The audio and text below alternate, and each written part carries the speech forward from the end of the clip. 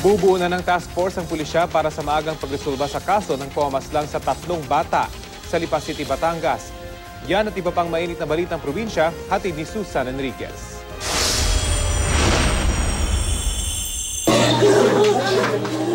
Pagnanakaw ang isa sa mga tinitingnang motibo sa pagpaslang sa 3 bata sa Lipa City, Batangas kahapon.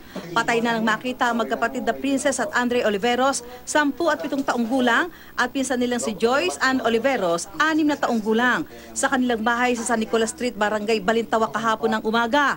May matindi silang sugat sa ulo na naging sanhi ng kanilang pagkamatay.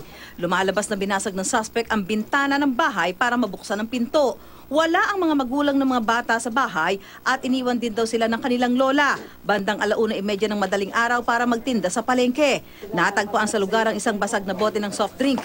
Hindi pa rin tukoy ng mga pulis ang suspect pero hinihinalang pagnanakaw ang pakay nito dahil nawawala ang pera at alahas sa bahay ng mga biktima.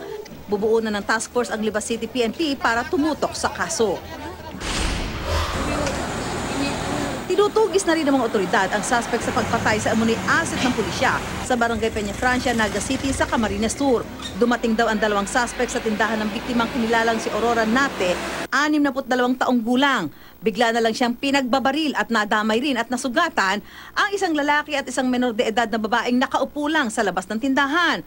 Sa ikinasang hot pursuit operation, naaresto ng mga pulis ang isa sa 2 suspect. Tumanggi siya magbigay ng pahayag. Tinitingnan ng mga otoridad kung may kaugnayan sa iligal na droga ang insidente.